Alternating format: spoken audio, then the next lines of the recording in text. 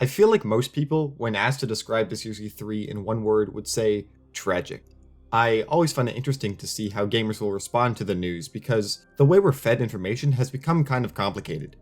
Where movies will show you a teaser or a trailer, video games need to show you gameplay, controls, options, and features. How much will it cost? How do online modes fit into this? What consoles will it be on, and if it's on PC, can I even run the thing? It's funny because I thought this year's E3 was pretty good, which seems to be an unpopular opinion, and I think I understand why. But let's talk about what we saw first. This year's E3 was especially complicated because thanks to the unpredictable events of last year, studios started to do their own thing. Before E3, we got a Sonic Direct, a Dragon Quest Direct, and the Summer Games Fest presentation.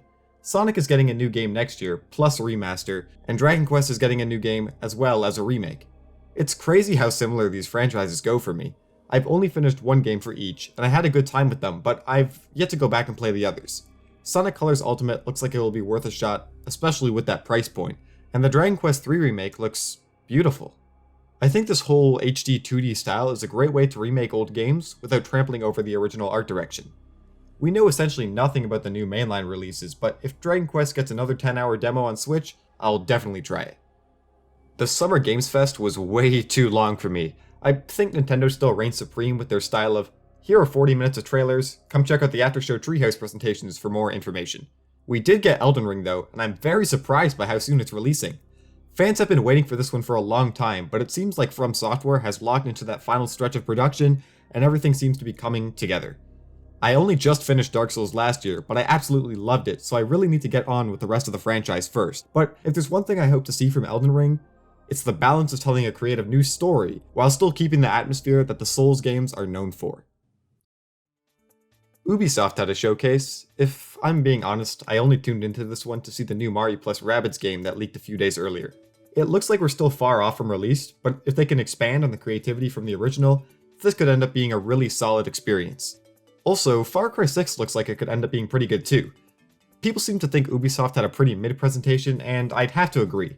A little too long and a little too much of focus was on stuff we already knew about, but rating these presentations is like rating the Taco Bell menu. Don't be disappointed when it's mostly tacos. I didn't see the Square Enix and Capcom presentations, but apparently they missed the mark. It sounds like they treated their presentations like an info dump as opposed to a hype-building fan event. Nothing bad about that, but you're setting yourself up for failure when that's all you had to show for E3. Right or wrong, fans will expect more. Xbox and Bethesda had the winning showcase for many, and it's easy to see why.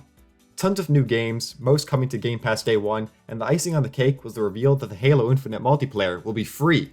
I'm personally not a huge fan of shooter games, but the Xbox showcase seemed to have something for everybody. I mean, Forza, The Outer Worlds 2, Slime Rancher 2, but for me, that game was Psychonauts 2. I'm a platformer fan, and a fan of weird and wacky ideas in games, so to hear that we're only 1 month away from this one was very exciting. If they can balance out the creative gameplay loop with a timely, touching story, this game has the potential to be an all-time classic. Sony was a no-show at E3 again, but they're still riding the critical success of Ratchet & Clank Rift Apart. Hopefully they can get the PS5 shortages figured out soon, because this is a library that I really want to experience. There were several indie game presentations this year, and it was really time-consuming to filter through them all to pick out my highlights, but I've got a lot to look forward to here.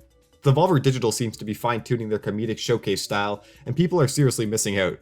Their games aren't for everyone, but seeing the flair they bring to their presentation makes it worth a watch. Showing some indie games I'm looking forward to on screen right now. Tunic, Axiom Verge 2, Chicory, Death's Door, they all look great, but I want to give a special mention to Frog Song because the demo for this one was just fun. It's easy to make a comparison to Paper Mario, but honestly, I think the writing may surpass the inspiration. The visuals and animation are cute and expressive, so I'm really excited to see how this one turns out. As of now, the Kickstarter still has time to reach its goal, so seriously, if anyone's interested, I'll link it in the description.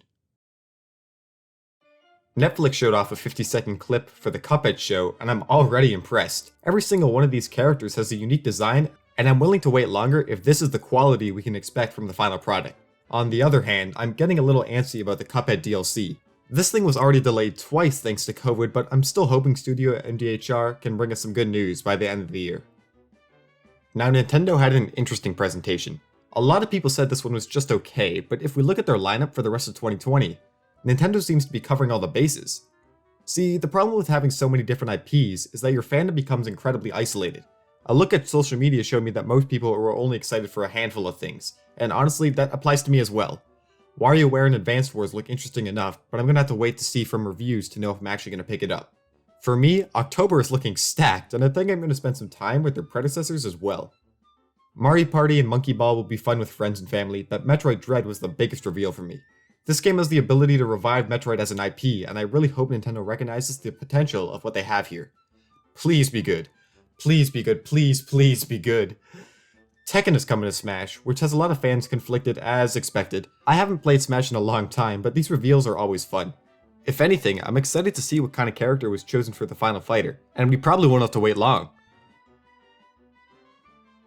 I think everyone's issues with this E3 can be explained with the new Zelda trailer. This game looks great and is exactly what it needs to be from a mechanics perspective, but we still know so little about the game and it's so far away. Gamers go into these presentations nowadays looking for that one big thing they're excited for, but this year we got practically nothing on Starfield and literally nothing on Elder Scrolls 6. Final Fantasy 16, these Donkey Kong rumors, something new and exciting from Capcom. People feel cheated when they only ask for one thing, and that game isn't delivered, which is understandable. Even Halo's reveal was more limited than people expected, and we still don't have a definitive release date. My personal favorite E3 reveals are the surprises you don't see coming. It's one of my favorite announcements this year were Metroid Dread, Mario + Rabbids 2, and Redfall. These aren't necessarily my most anticipated games, but they were so exciting to watch live with the fans. And, to me at least, that's what E3's all about.